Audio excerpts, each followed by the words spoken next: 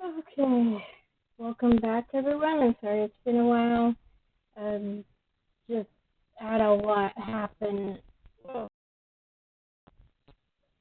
got distracted by other things, really. So we are on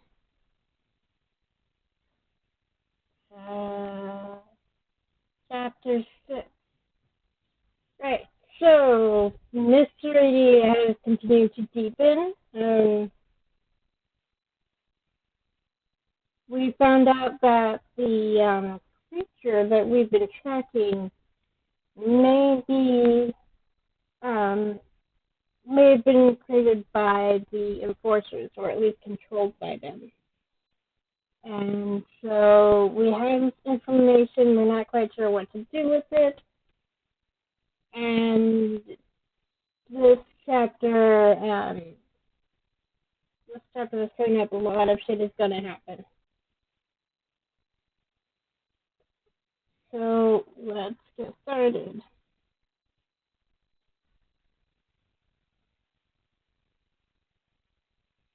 Yes, we left on a cliffhanger. Interlock. I think it may require your assistance. I looked at Piper, but she doesn't take her eyes off of Aurora. She's tense, brow furrowed, and rigid all over. Stand down, Piper. With a quiet growl, she concedes to my words, falling back to stand by my side. What the hell do you think you're doing, barging in here like this, Woodridge? You've got nerve. Aurora rolls her eyes. Her posture is visibly off-kilter, legs shaking as she slides her hand down the door frame. Funnily enough, I'd rather be anywhere other than here. Alas. Finally, her body sags from the fatigue, and I rush to catch her just before she collapses. I fling her arm over my shoulder and carefully guide her to the bed. She's covered in blood, but the only injuries I can see are a few scratches on her forearm. It's too much to be just her own from a cliff once over. What happened? She takes a deep breath, pointedly ignoring the harsh glare that Piper is currently throwing her way. It's a small blessing with the tension this high in such an enclosed space. I encountered a little trouble on my evening walk. Piper scoffs loudly. I know what your evening walks entail. Oh, do tell, Piper. Of course you do. When you say trouble, a creature, the one that's been giving you hunters some actual work to do. Piper takes a step back, stopping again, and I wonder if we'll get anything out of Aurora with her here. So I can't help but smile. She's cute when she's angry. That's true. But she's always cute. The last time I encountered it, it was receptive to my visit. But this time, not so much, as you can see. The last time? What the hell have you been up to, Woodridge? Visiting a creature that's brutally murdered a number of our colleagues? Next, you're supposed to get high fucking tea together. I place my hand upon Piper's forearm, hoping my touch might soothe her, calm her down a little. She takes a deep breath, holds it, and exhales in renewal. She nods when we make eye contact. Her smile is soft, the way she looks at me telling me all I need to know. She's fine. As if she isn't fond of keeping her head, Aurora lets out a manic little burst of laughter. It would appear that she's feeling better, I assume. Oh, what a surprise! The hunters have fallen in love. Killing innocent creatures does bring people like you together, I suppose. Oh, honey. Put a sock in it. We should arrest you right here for being contempt of the agency. I step between them in an attempt to quell the tension, very aware of where we are, and also that the tavern goers would have seen her storming towards my room covered in blood. That won't raise any eyebrows. We should go somewhere else. We really can't afford to draw the attention of the enforcers. Aurora scoffs loudly, raising a brow at me. Working against your precious puppet masters. Interesting. What did I say about putting a sock in it? She again ignores Piper's remarks, flicking blonde hair over her shoulder as she fixes me with her icy gaze. Where do you propose we go? That's a good question. I sigh, racking my brain for the best course of action here. The most subtle course of action, if running around with a wounded cultist could ever be considered as such. Take her to Willenheim. They'll pout, but at least then, if you get caught, you look like you're doing the right thing. Right, but how are we going to get her past the tavern full of people? Piper's wicked grin tells me she's got it covered. Leave the nosy bastards to me.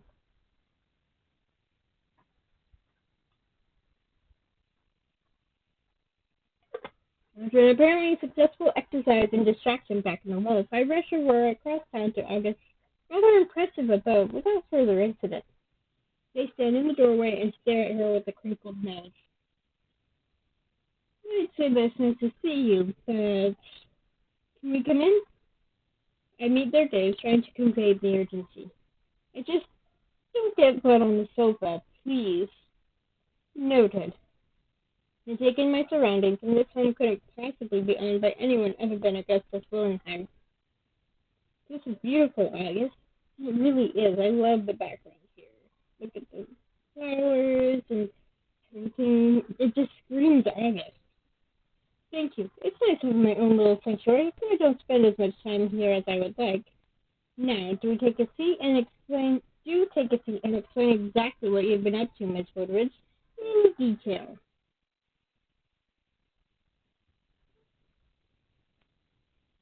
Aurora obliges, crossing her legs, smoothing the rumpled, dirty fabric of her skirt. She appears to have been making friends with the thing that we're hunting. As you can see, it's an extra peace offering tonight. August tenses, their anger obvious, but they refrain from any outbursts. I take a seat beside them as they watch her. They're clearly appreciative of her attempt to collect herself, but perceptive that none of her skills make contact with their home. Firstly, in the interest of protecting myself, I want you to assure me that what I say here won't be used against me. From what I gather, you're working against the enforcers, so I suppose you do want to agree to this condition? August looks at me for confirmation, and I shrug, knowing that she's right. We can't afford for her to go to them at this point, to go to anyone but us. It stays between us. Good. Now, I understand that you're aware that the level of creature activity has increased here in Lunaris as of late, Professor Willenheim? August nods. Yes, but Harry has done an excellent job in putting systems in place to ensure that we're on top of it. So the number of fatalities has significantly dropped in the last year, if that's what you're getting at. Aurora hums, contemplating that statement with a tilt of her head. Lunaris had the lowest mortality rate of any town in the whole of Espria until very recently. Did you know that? They shift uncomfortably in their seat, avoiding eye contact with both of us. She's playing a game, almost mocking August's obvious intelligence, I presume. And of course I was aware of that, yes. Don't you think that's honestly strange, that all of a sudden we're in the most peaceful areas which went to the epicenter of creature activity? That one day they began descending upon us in droves, stronger and faster than before? Did no one in your agency investigate the central cause? I look at them again, assessing my reaction, my interest peaked. Lunaris was never on my radar before I was called here. I only knew of its existence because of Harry and James's notoriety, so I certainly didn't know this. Espria is made up of cities and towns far larger than Lunaris, so for Aurora to claim that this sleepy little place is the hotspot of creature activity is beyond alarming. I do? A deep breath and August finally responds. I am aware that there was an investigation, but that nothing was found. We chalked it up to the simple fact that we aren't doing a good enough job of eliminating the creatures as a country. That they're multiplying at a rate far quicker than we and everyone else can effectively handle.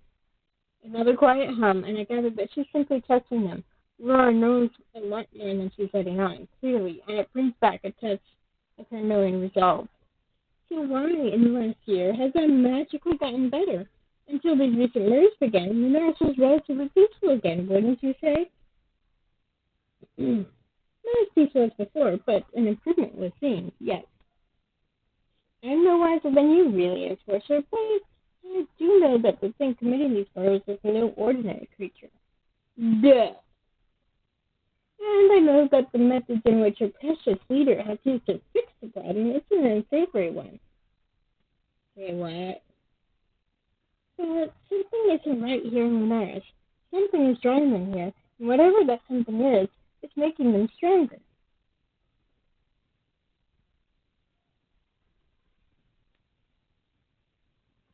Tell us what happened last night. How did you find the creature?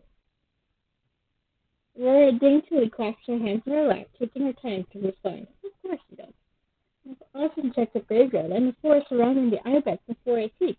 I like to know that there's no creatures out there that may need my help. You have Lex for that. Does she not do her job sufficiently enough? That's another mention of Lex. I haven't mentioned her before. Lex is an incredible dog, but she doesn't care for creatures in the way that I do. She simply serves to protect us, not them. Why do you require a night guard? Exactly. Before Aurora could speak, August piped up. Because we were fed up of them clawing and prowling and using up our limited resource, the only real issues they ever had were some angry townsfolk with a kitchen knife. If you hadn't already noticed, the ibex are insects are popular around here, so we signed Lex as an unofficial guard to keep watch. Anyway, as I was saying, I did my usual nightly check and I heard something in distress in the forest. I found a creature. The creature. A ghastly-looking thing, but it was crying. Crying? August let out a tiny burst of laughter, quickly covering their mouths once the sound has escaped. Look at the blush.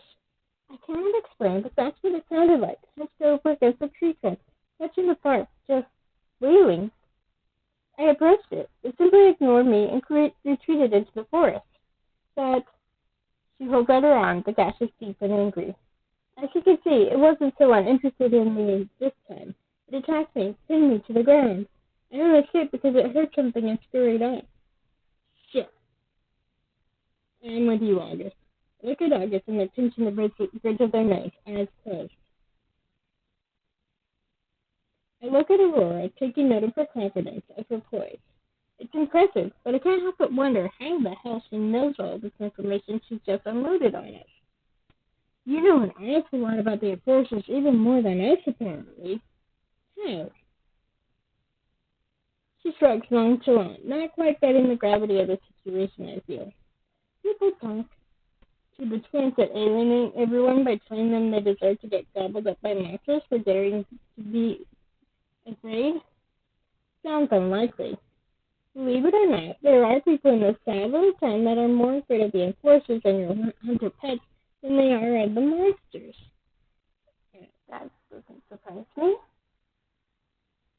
They see you talking to the things that lurk in the catacombs, the vampires, the lycans, the demons. They may smile and seem friendly, but they are just as much of an untamed creature as the ones that lurk in the woods that you don't allow to drink in the tavern or sleep in your bed. Ooh. I watch as August rises and walks to stand in front of the fire. Aurora hasn't taken her eyes off me, her expression inscrutable. You need to see a healer. She shrugs, uncaring, sparing her bleeding arm a fleeting glance. Like I said, it's just a scratch. She's right. You don't know what that thing is, and you're instilling enough without suddenly sprouting horns. You should seek out Ezra at least. We know he'll be discreet. She stands and quickly heads for the door, as if the moment to leave this place couldn't have come sooner. Before she reaches for the handle, wait. Yes? Don't forget, this kindness we've shown you here tonight. We could have you thrown in the dungeons for what you've been withholding, but I'd rather not see someone else disappear. Though our beliefs may differ, we are here to protect you. I stand to join them. I show solidarity in that promise, if you will. Aurora may not believe their words, but their purpose has, and always been, to protect everyone. Stay out of the woods, Aurora. Creatures like this are not something you play house with. Make no mistake, this is something even you cannot feel sympathy for.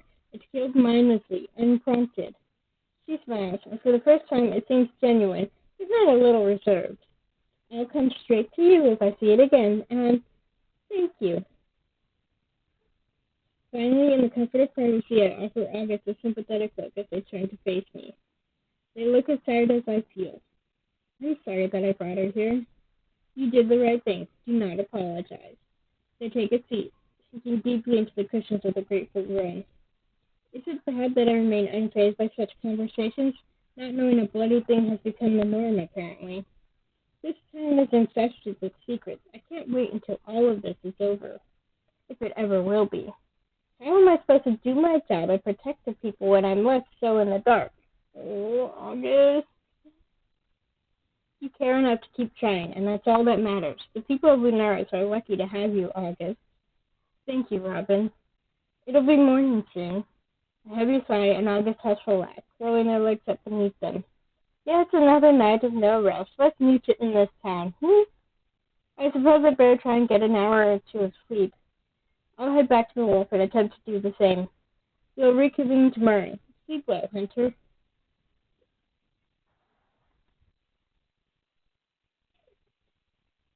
So, I think at one point, I forget which chapter it was, but we talked to Omen, and he mentioned how long ago he arrived in Lunaris, and I indicated that that was important. Well, we're going to find out why in just a few moments. I wake barely refreshed, but with an inkling. A gut feeling, funnily enough. The Ibex is more desolate than I remember, if such a thing is possible. The doors open easily enough, even though there isn't anyone there to greet me, and the chapel within has only pockets of sunlight that streams through the cracked, decrepit windows. The rest is drowned in shadows. Shadows that I know are safe. My instincts warn of nothing else save the two bright presences perched atop the dais at the far end of the room. And as they're here, I don't feel any need to worry. I feel I don't need to worry about my own safety. I can breathe freely. Strange that two demonic entities of the highest class there exist to classify them. I, a hunter alone in this abandoned temple, like the plot of some corny horror novel. And yet, I'm not afraid. Elaine and Oma's conversation peters out as I close the door behind me and approach them. The way they tilt their heads in perfect synchronization reminds me eerily of the Woodridge twins, but their expressions are quick to change to big, similar grins. Robin, I didn't expect you here. He slides off the dais and comes down to meet me. I incline my head at him in greeting, but my eyes are on the young woman who looks remarkably like him, remarkably like his choice of glamour, who remains seated. She stares back at me and smiles, bright and soft, and raises her hand in a small wave. It is good to see you well, Elaine. For the record, if you will know to Omen, he gives you a hug at that point. It's really sweet. Elaine beams at that, clapping her hands together. Oh, it's good to see you, too. I'm sorry the last time we met things were so messy. With a small oof, Elaine pushes herself off the dais and approaches me as well. And my second, I suppose, impression of her is that she's far cheerier and much less cautious than Omen. With a spring to her step, even as she strides, eating up the distance between us with wide, confident steps, she sketches a curtsy for me, and when I try to return it with a bow, giggles. Thank you. I was hoping I would see you again. We both did. I heard something happened with Aurora. Yes, Aurora looks so worried. She picks anxiously at the cuff of her sleeve as she mentions him. My eyes are drawn to the movement. Omen's eyes are drawn to the movement, and is that my imagination, or is that a tiny crease between his eyes?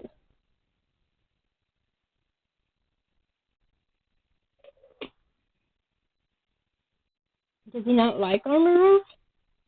Before things get awkward, however, I clear my throat. Then an idea strikes me. I have a question, actually, for the both of you. Identical brown eyes blink at me. They really are twins, aren't they? Even if not human ones. When we were speaking with Aurora yesterday night, she mentioned something. It seems in the past few years, supernatural activity has been at an all-time high. I just figured it was only because they were worsening faster than the forces and our hunters could control them. But we have our doubts. And I know instantly I was correct to doubt, as the very air seems to change. Omen sucks in a deep breath, his hand going to clutch at the back of his neck, eyes averted. Elaine presses her lips and clasps her hands in front of her, but she keeps her gaze on me. For a moment, she's no longer a soft-eyed young woman with large teeth and a pretty smile. For a fraction of that moment, I perceive her as the thing behind these human details. Something old and seeping and immense gazes at me through those eyes. The pressure near crushes my lungs with the force of her presence. Then dissipates so fast I could be convinced I was imagining it. And it's because Omen's hand is on her shoulder. No, it's fine. Robin isn't trying to. He trails off. Elaine pats his hand, but slides it off and turns to face me fully. Smile is back, but just a little sharper than before, and she raises her hand. I almost flinch, but all she does is point at my weapon. Can you please remove your hand from that? That's a lot to ask of me after that. Elaine inclines her head. You have a point, I suppose, but all the same, it will do you no good here.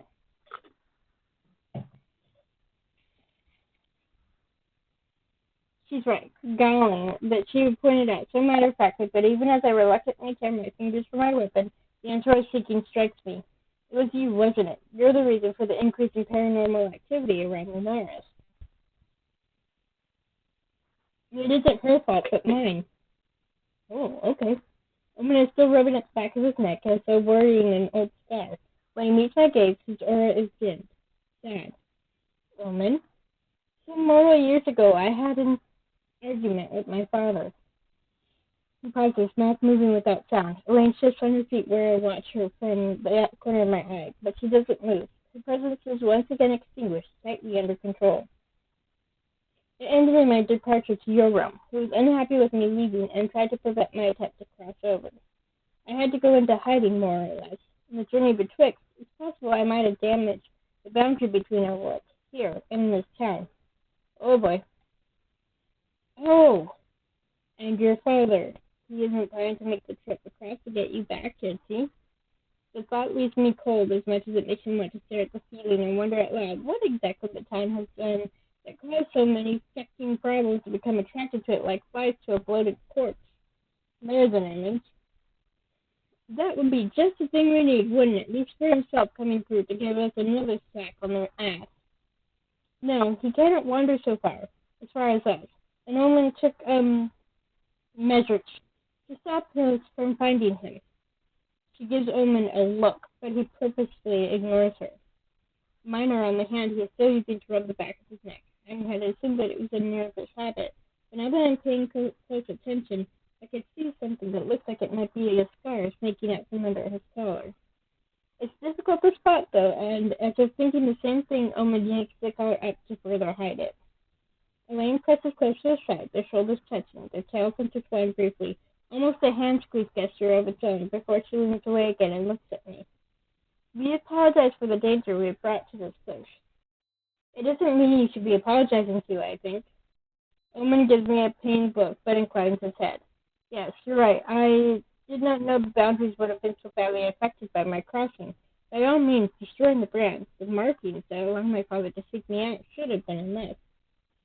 I had also hoped the boundaries would heal on their own as they do. Likely they are, but too slowly. Perhaps.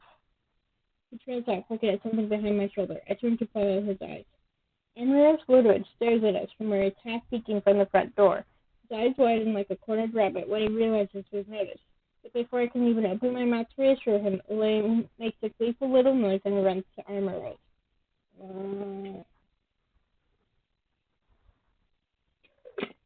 Omen snorts, the sound almost a laugh. I was almost afraid that you don't like him.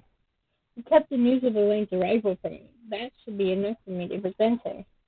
He says that, but his eyes are soft as we look on. Elaine is holding Amaris' hand now.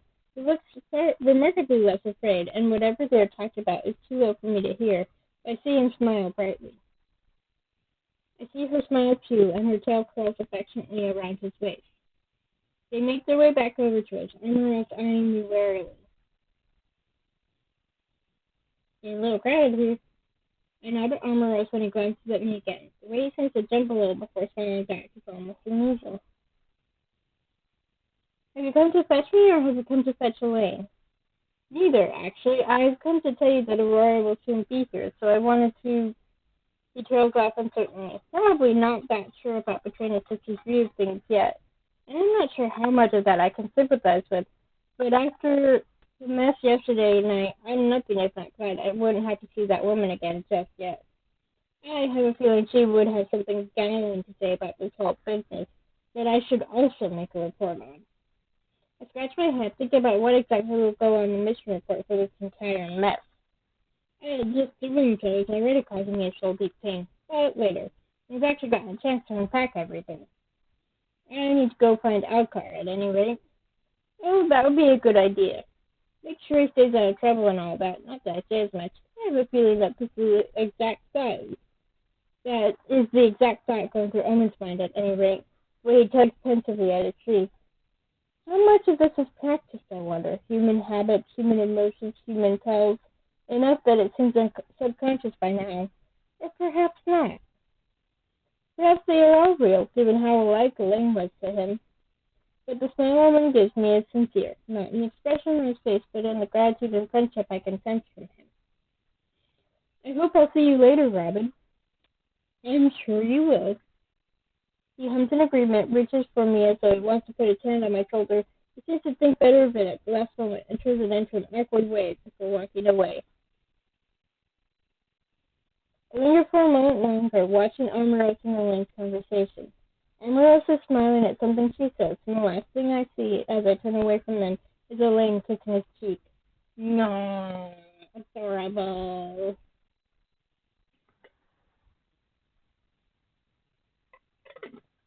The streets are dead empty when I leave, a fury almost, this sudden stillness, as though the town itself is instinctively aware of the wrongness it's experiencing, withdrawing into itself. I wonder truly how much of the people know, how much they're willing to know. From what Aurora said, it's not always been this way for Lunaris. I find it hard to imagine this before.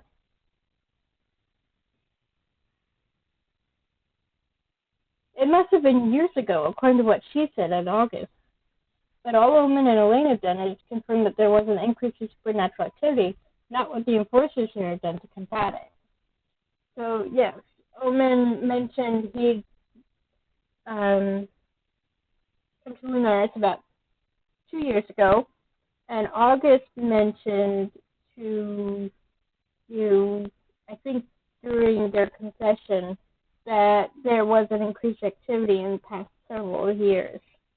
So that's one of the things I love about this, is that there's clues woven into the story, into the dialogue, that you only pick up on after you play it through once. Just like any good book, when you go back and reread it, all the clues just seem to smack you in the face. And that's what I really enjoy about this, besides the gorgeous art.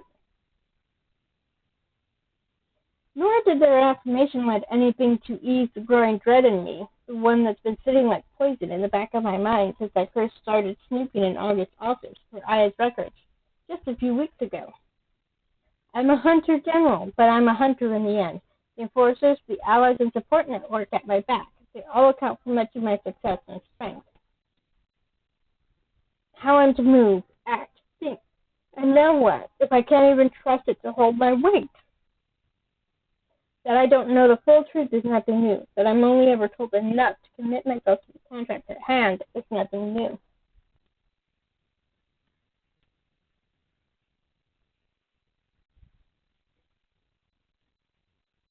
But those deliberate acts of withholding information have always been passed off as an attempt to protect the hunters, and for the most part, that's been true. Not this time, though. This is... Sorry. There's a tickle in my nose. The sound of a bird taking flight snapped me out of my thoughts. I shake my head, blink, and look up to the sparse, twisting branches of the forest. Somehow, my feet had taken me here, taken me on a path I didn't know I could remember so well, actually. When I look down at the ground, I see the rock to which Alcar hides his cave. He hasn't bothered to keep the trapdoor concealed, I realize, as I walk around it. There the entrance is, inviting to all. Thinking about the half-lichen, I doubt that's true, but... Hesitantly, I kneel by it and knock. A long moment passes with no response. Just as I was beginning to feel silly, it's daylight. He's really in town.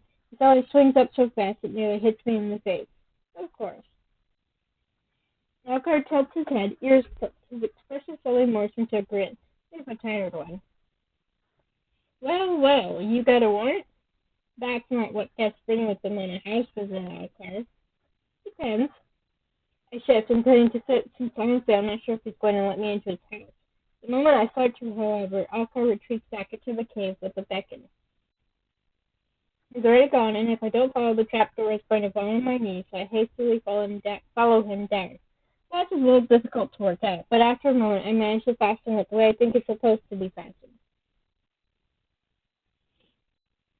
By the time I get into the cave properly, which looks the same with just a bunch of messy blankets and pillows on one of the benches, proves that it really did just wake up.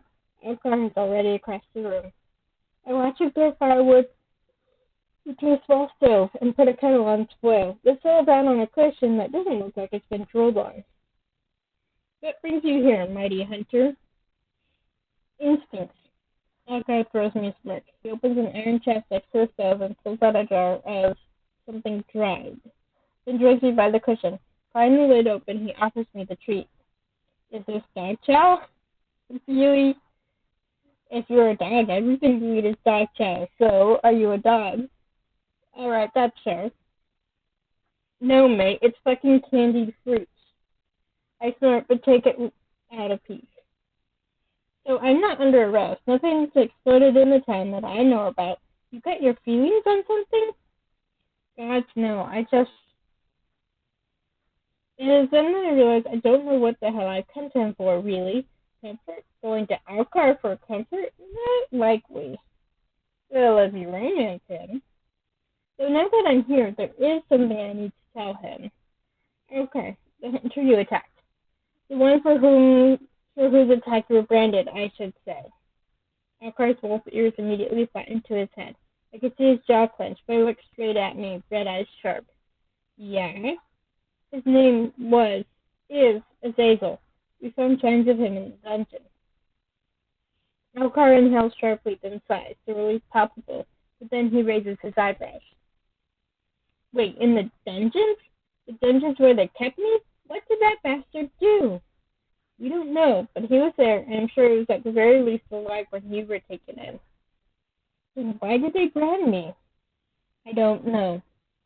Alcar snorts, and this time the sound is bitter. He gets to his feet and begins to pace, tightening the bandages around his hands.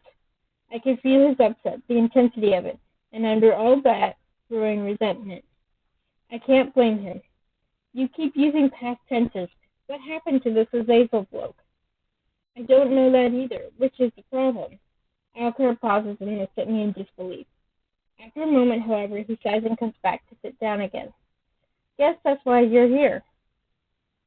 To tell you, yes.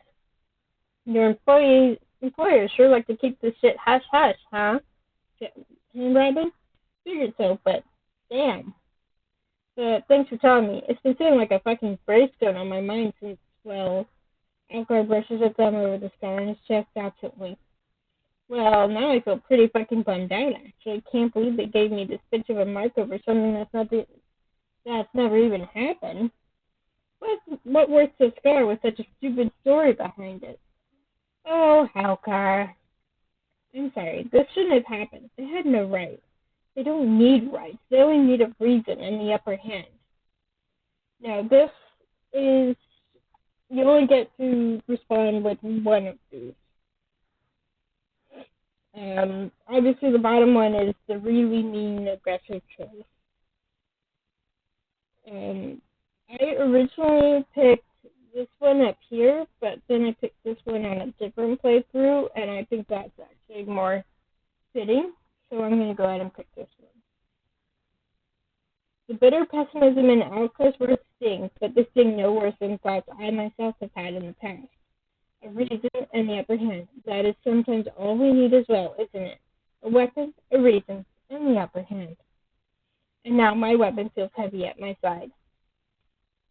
And what are you going to do about all this, Robin? I'll find the truth. That's all I can do, isn't it? No, that is what I must do now that we've come this far. Then that's all I ask too. His hand closes around my wrist. I raise my eyes from the floor to look at him, and the sheer intensity with which he stares back at me, the sheer sincerity in his eyes, almost carries the force of a blow. Thank you. Oh. I venture deeper into the catacombs, the darkened tunnels becoming somewhat familiar to me by now. I hear a quiet laugh, and I smile to myself as a figure appears from the shadows. What's cooking good looking? Hello, Raven. May I escort you to Lord Casimir's lair? I mean, not that you have a choice. I'm bored. Hello. I begin walking, and Raven follows in step by my side, though she walks backwards, those crimson eyes not leaving my face for even a second. Why are you bored? Sun's up. Can't do much other than annoy Finn, and now you're here to do that, I assume. More like work, I suppose? She flirts again, and it's quickly becoming a familiar sound. He works too much. All of you do. Then she skips to a stop in front of me as we reach Finn's door, her hand raised. Listen, I just want you to know that we have your back. Not that Finn wouldn't have already told you that, but it's important to me that you know. The way she looks at me tells me I can believe her, that Raven is loyal to the fault, and I'm lucky to have such allies. Thank you, Raven. I appreciate that. Sweet. Now, go do your boring, important people stuff, I guess. I'll try not to interrupt. In a flash, she's gone, absorbed by the darkness. The door to Finn's room opens with a quiet creak before I can raise my fist to knock, and he greets me with a smile. Afternoon. Please, come in. I eagerly step inside, the candlelight that flickers in his lavish floors decidedly more inviting than the dank hallways. I think anything would be more inviting than dank hallways. I heard Raven working. She didn't bother you, did she? I shake my head as he moves to lean against his desk. She was fine. It felt a little strange. He tilts his head this way and that, banging, tossing around a deep thought in his mind before grinning. Strange, it's her specialty. Alright, you had me there. We should discuss Fiero, discuss what Piper and I found down there. His expression neutralizes, posture becoming tense. Yes, we should. I have some concerns, as I'm sure you do. What could they want with his husband? I'm no expert, but if I'm not mistaken, vampire blood can be harmful to anything that isn't of your kind. Slightly different vampire lore. He stares off into the distance for a moment, the look is pensive, as if he's considering his next words very carefully. What do you know of your initiation, of what they put you through when you're chosen? I open my mouth to respond, but I find myself having nothing to say. I remember little of what happened back when I was just a child, back when I first arrived at the academy, and just a reminder, Robin is freaking tiny, so she would have been even tinier as a child.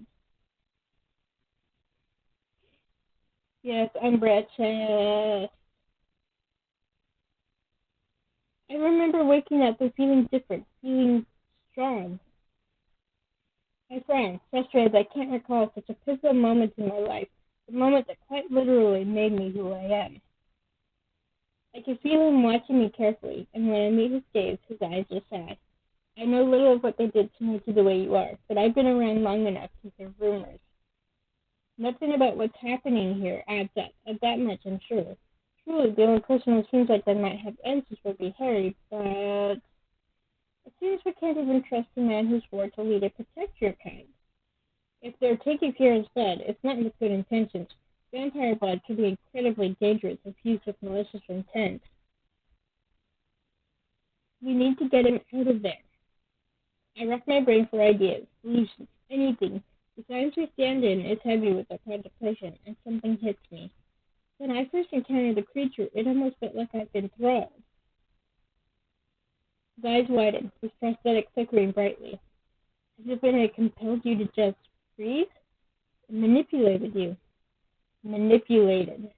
Then something clicked. So this is another instance where you get to ask this question, so let's test this one first. Hero is an empath, right? He can both feel emotions and manipulate them? Yes, and he's incredibly powerful. Levi wouldn't have looked at him twice if he wasn't different. There are other vampires that have such abilities. Even I can influence people's thoughts, but not to the extent that he can. I think about the implications of that kind of power falling into the wrong hands, how they leave me feeling wedded in place. Can these abilities be transferred, say, through consuming his blood? I can't say I've ever heard of such a thing being done, but it's certainly not impossible. Oh boy. That creature, if it has been given his blood, why? What could that possibly achieve? I take a deep breath, trying to gather my thoughts. Already they're heavy in my mind at what this might mean. Something new, something powerful. The rumors you've heard about the initiation, can you tell me? He grips the edge of his desk, the wood creaking beneath his fingertips. There are many things about the agency and its practices that I've heard over the centuries. None of them are particularly kind, but most sound too far-fetched to be plausible. My personal favorite is that hunters are grown on trees. Were you grown on a tree, Robin? I laugh, rolling my eyes. Point take, and not all of them are exactly saying rumors then. No, but with everything that's been going on around here lately, stranger things have happened. I process everything as best I can on such little sleep, yet again feeling out of my depth, but somehow closer to the truth. Our priority is getting Fierro out of there, but we also have other concerns to attend to. I can have the clan work on an extraction plan, now we know exactly where he is. Leave that to us. At least that's one less thing for you to worry about, right? It's only fair, there is clan, after all. So I could use your help enlisting Merriman to assist. We could do with someone on your side. Consider it done. You'll let me know if you need me too, though. He nods, reaching for the door to open it for me. Of course, now, stay safe, won't you? I will. Just need to see Ezra about a little demon friends. Well, have fun with that, Robin, and good luck. So next up on the tour, stay hydrated, friends.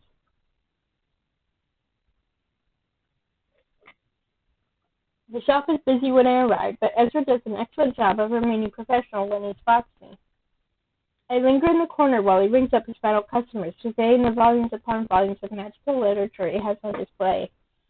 The bibliophile in me is just grabbing habits of books. The sleepy white cat from before is curled up on the countertop, and she lazily raises her head when I approach as the bell signals that the final customer has left. Kitty! Her eyes glow a vivid aquamarine, and she's certainly unlike any feeling I've seen before. Her name is Coco. She scratches her chin and she purrs her thanks before gracefully jumping down, heading for the back room with a swish of her tail.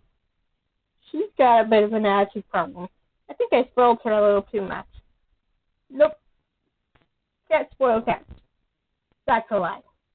You can spoil them. My sibling's cat is proof of that. How long have you had her? His mouth twists to the side while he thinks. She followed me home one night when I was a child, maybe 10 or 11 years ago. That is a long time for a cat. She's not exactly a normal cat, but I never really bothered to find out what she might be or where she's from. She's just Coco. We'll value her privacy. Aw, wink. Anyway, what can I do for you? Is it about the tall, blonde, utterly terrifying woman you sent my way at 2 o'clock last night? Yeah, sorry. I grimace, taking a deep breath. My mind is once again overflowing with revelations, new information I barely had time to process, and I'm very little sleep. Sorry, by the way, and also, I had a chat with our demon friends. I studied his expression carefully, but I see nothing to indicate that he has any idea what I'm about to say. And how adept are you at closing hell portals? What? I almost can't help but laugh at the way his eyes widen. Then a flicker of realization, his shoulders sinking under the weight of it. I love that you don't need to spell it out for him. He figures out what you're getting at. Oh no. I can't believe I didn't think to check. I've been so caught up with everything else that I just... Shit! I'm sure cursed. So this one is color is your response, so ahead and you pick one or the other. And this is Robin. She's his friend. She's encouraging. He's obviously distressed that such a thing could fly under his radar, and I gather that Ezra has quickly put the puzzle pieces together. Yes, thank you for not having to repeat things that we already know. Ezra isn't stupid. He knows what this means, what the terror between realms have brought upon this town. We can and we will fix this. There must be a spell, a ritual. He clears his throat, snapping himself from his daze. Yes, I mean, there will be, not that I'm familiar. It will require a great deal of research, and I doubt I'll be able to perform such a thing alone. August? He smiles, nods. August is very powerful, as I'm sure you can already tell. So with their help, hopefully it's something we can achieve. I don't doubt either of you for a second. I look at him as he processes all of this, his fingers visibly twitching at his side, eyes tweaking to the endless rows of books that line his walls. Ezra, I know you can do this. Please don't worry. He offers me a smile, but it's a sorry thing, timid almost. Yes, well, I'm glad that you have some faith in me at least. I'm just crossing myself. I was the first person Omen found when he arrived. I should have known. I tended to his wounds, saw the markings. I should have asked, checked. Markings? I think back to the odd way that Omen rubbed his neck, covered it. Demons from other realms often have a sigil or rune that grants them access to their home, so it would make sense for him to have one, I suppose. But healed? What extent did Omen go to? You should ask Omen. It isn't my place. Of course, but I think you can give yourself a pass on this one. It isn't exactly common to have a Prince of Hell stumble into a shop, is it? It takes him a moment, but a small smile crosses his lips. I appreciate the faith you show in me, Robin. It truly does help. I'll try my very best. Anything to keep the town safe. Now, do you want to tell August, or shall I? The very loud burst of laughter tells me I might be the one tasked with such a pleasant conversation. I love the sarcasm. Excellent. Okay, done it. Ezra says, last stop on the tour.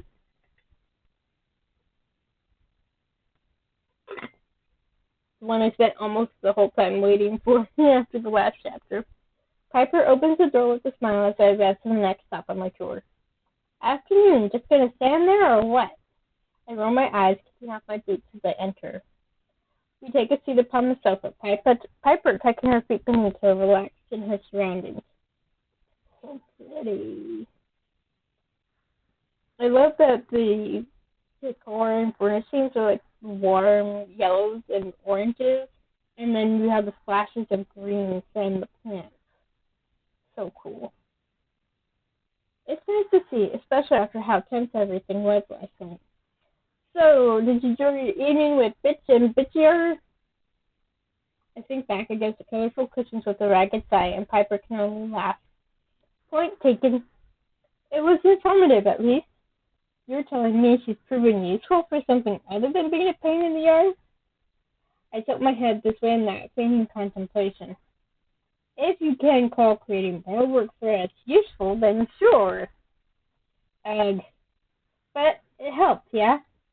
I nod, sitting back up, nice and straight. It helped. I take a deep breath, considering my next words carefully. We should talk about Aya, about what we found down there.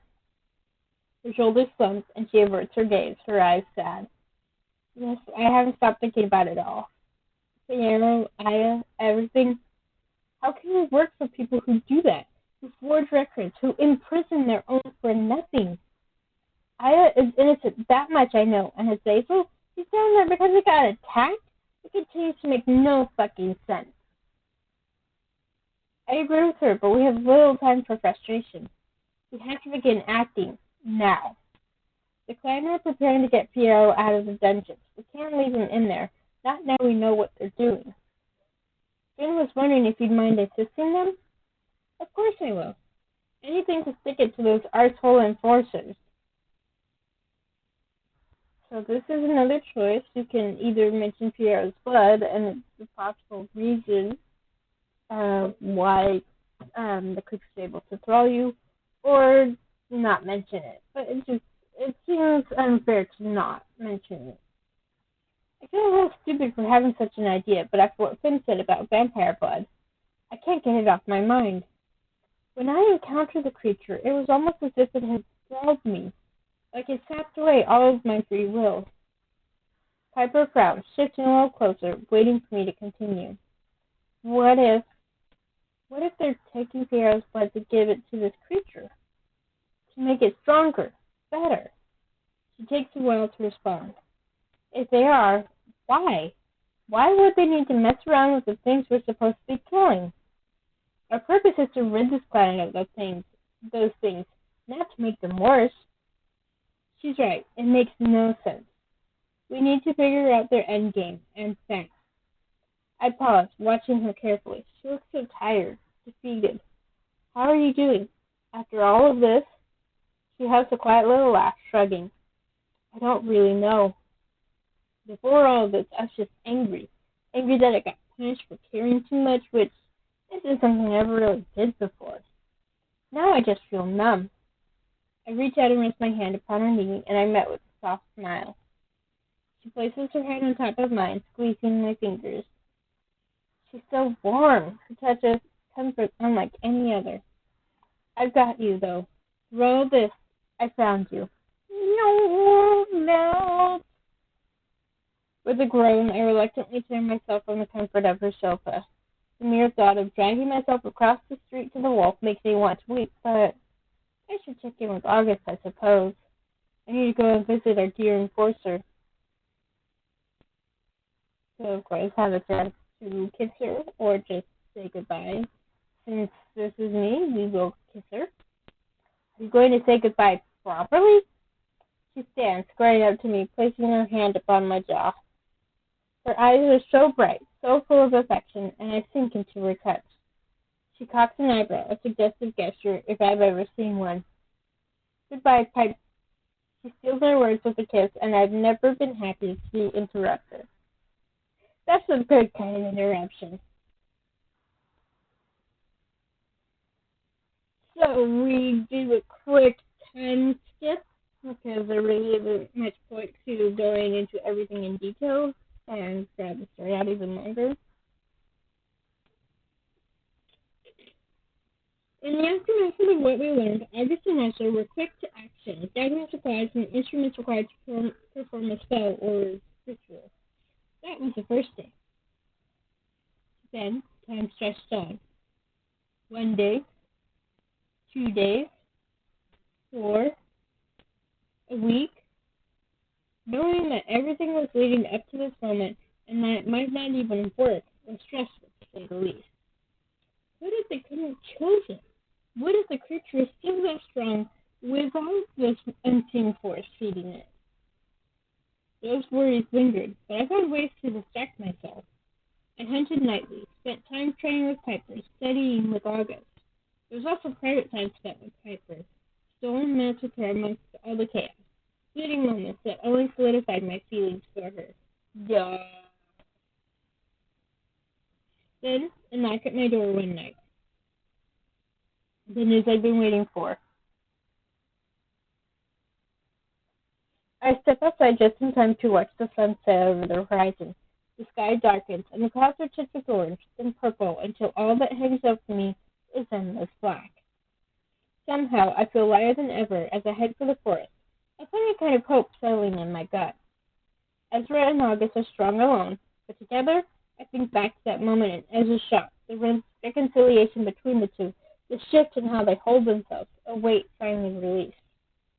Together, I have no doubt that they're unstoppable. There's only one way to find out. Eamon and Elaine had entered our realm right on the edge of town, just as the cobblestones fade into dirt. The trees are denser here, everything a little less ominous. I find Ezra and August exactly where they said they would be, both of them looking a little pensive. Of course, August would have an outfit for this sort of thing, whereas Ezra is just wearing the usual. Robin, right on time. I know you don't suffer tardiness. Very good. Now, shall we just get on with it, I suppose? Ezra has already laid out his supplies, a neat little pile of strange things you could only ever find in a witch's shop. Of course. It's like the component pouch that spellcasters use in Dungeons and Dragons. There's also a symbol drawn on the forest floor that looks strikingly similar to a pentagram, with a few minor changes. Ezra catches me looking and offers me a shrug as if saying, of course, as closing a portal to one of many hells would require such a thing. Okay, that's fair. Just another day in Lunaris. Love it.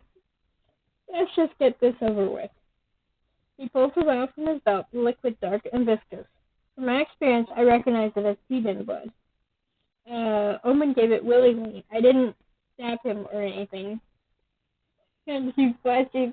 I don't think I noticed that before. Is he flashing? No, actually, I'm not sure. It's hard to tell because it's a little dark. I think we know that, Ezra. Just checking. He pours the blood upon the ground at their feet, the faintest shimmer shining in the grass when it makes contact. They join hands and begin chanting. Nismina Aoni, from the fire of earth. Look. Kwe Mina I am sad, to fire of hell. Oof. The shimmer grows in luminosity. It pulses brighter, brighter still, until it's almost blinding. I step back, watching as they grip on one another tightens, their eyes aglow, legs shaking. Ezra almost falters, but August holds him steady, gives him strength. Yee! This is why it's so lovely that they reconciled. Which is says, we call to he who rules this hell. Yeza is Kokwa. Close this gate. The ground beneath their feet rumbles. It stutters, and shakes from their incantation. A vibration I feel deep in my bones. Yeza is Kokwa. Close this gate.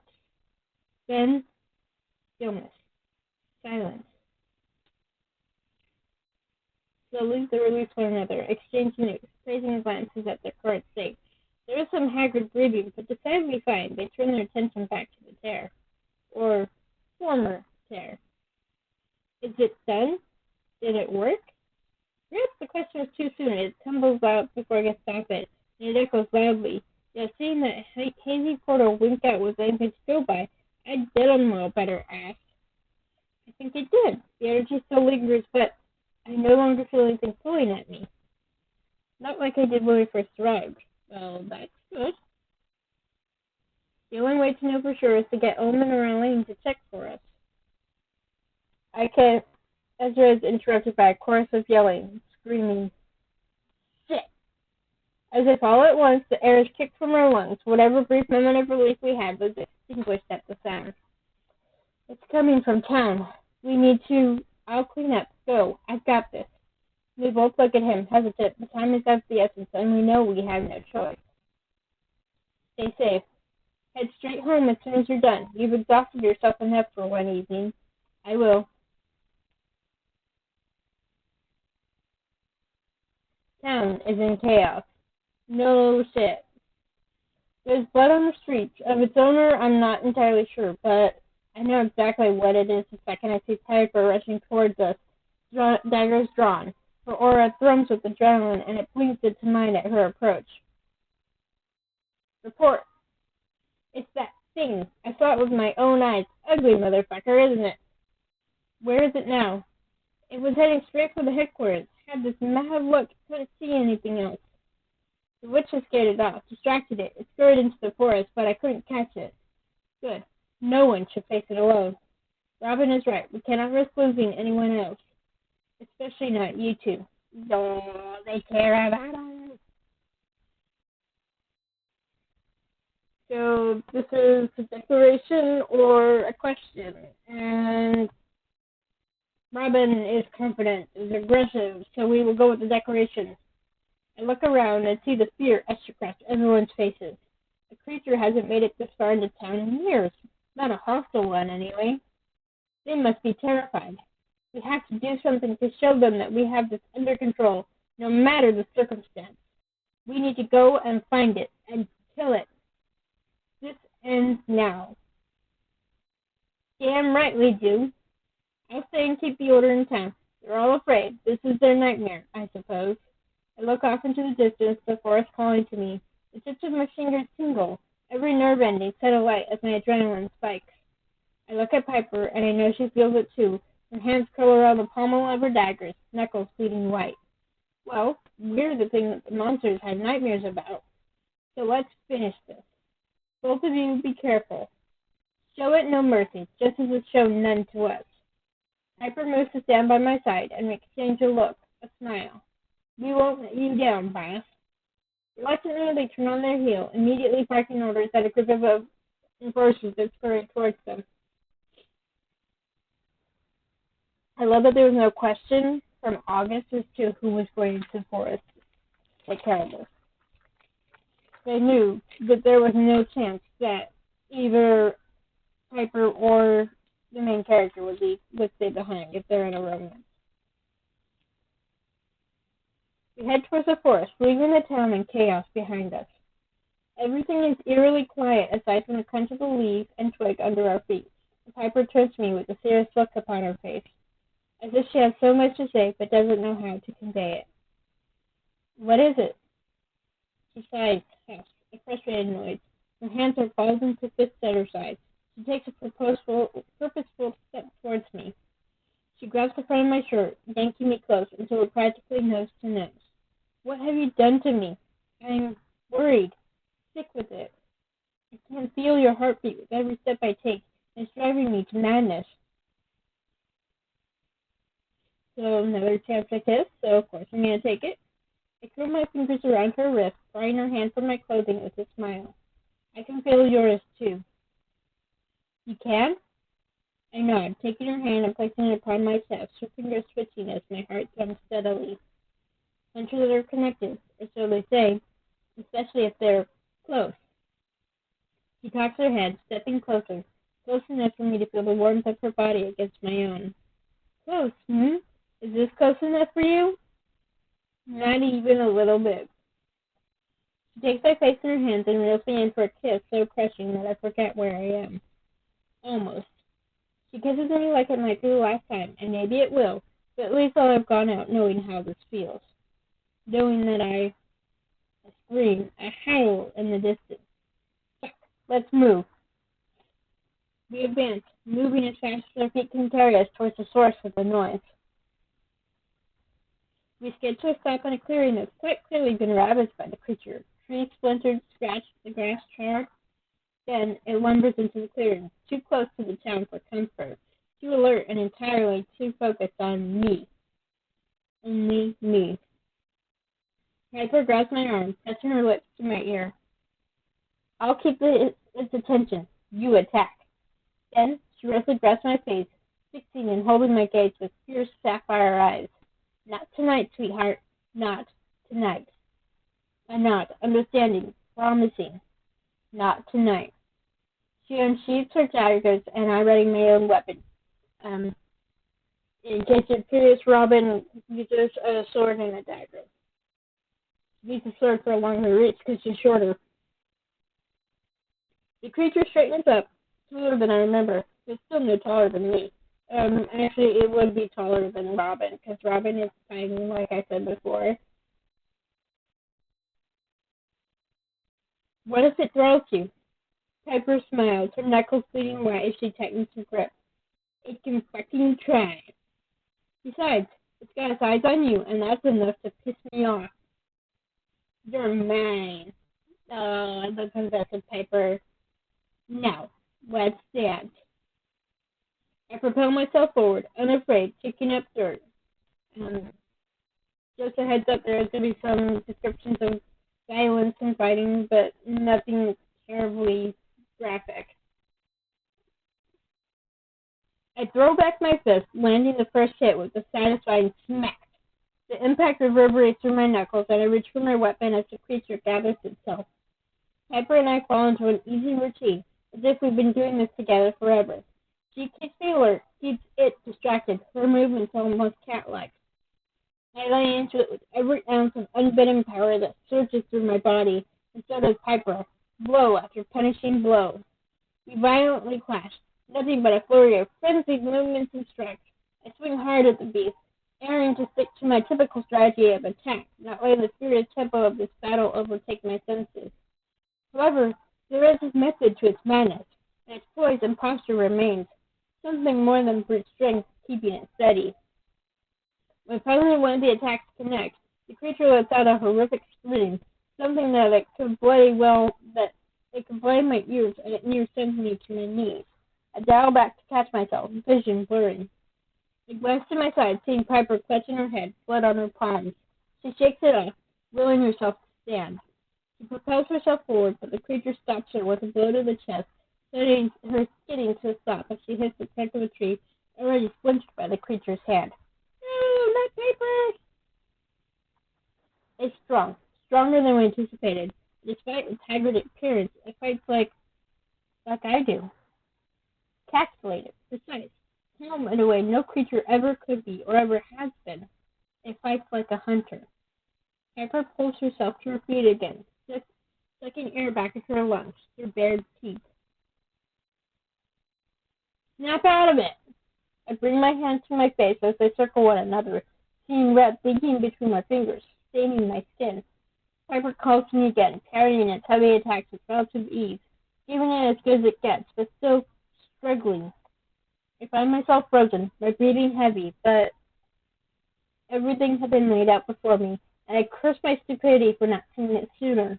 As if this creature has read my thoughts, as if it knows that I've figured it out, it gives something of a smile with that grotesque maw. It pushes Piper aside with a thorough display of strength, like a mere acrobat, and heads for me, transfixed.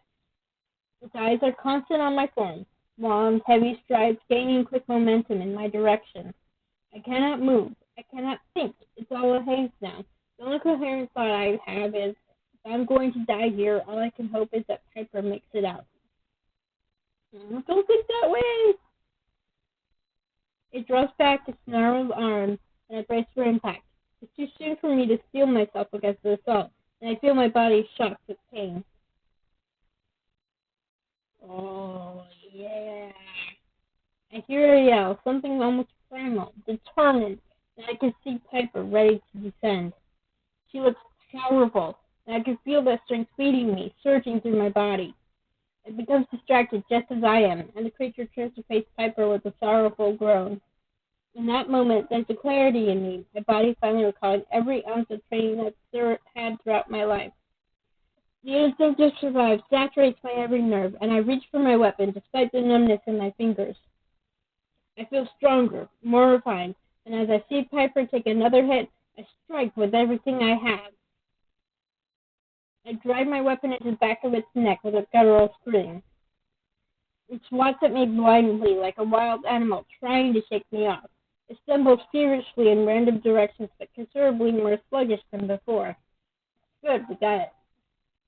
Again, it attempts to remove the thing that will help it meet its maker, but I relent. I hold on, plunging it deeper until I can hear the sickening crack of bone. The creature's voice is smaller now, shaking and shaking. The life from it is finally torn asunder. It halts in its movements until the thing falls to its knees and pounds the dusty earth. I wait, and I wait, till I'm certain it is no longer.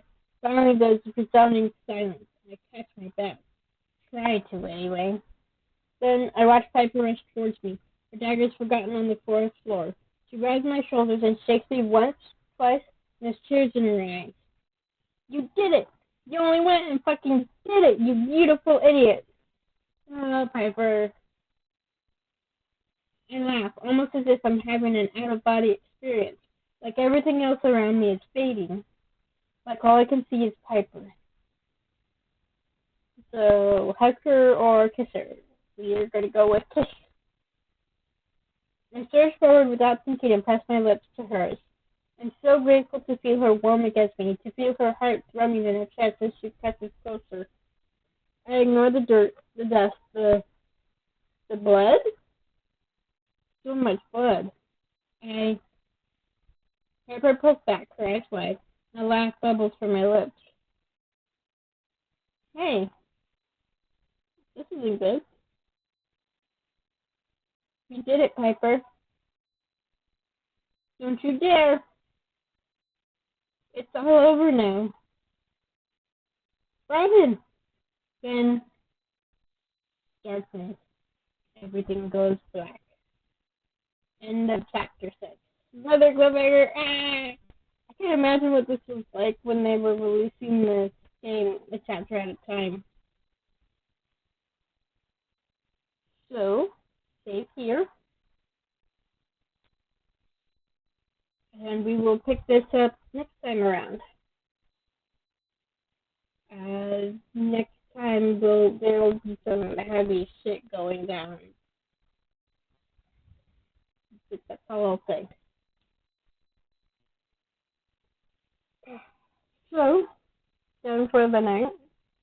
Shorter than the previous videos, but I was kind of rushing there because, the music was just so intense.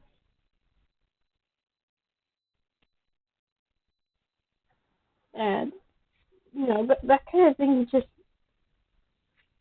yeah. So I hope everyone has a good evening, day, morning, whatever. Like Truman says, good morning, good afternoon, good evening, and good night.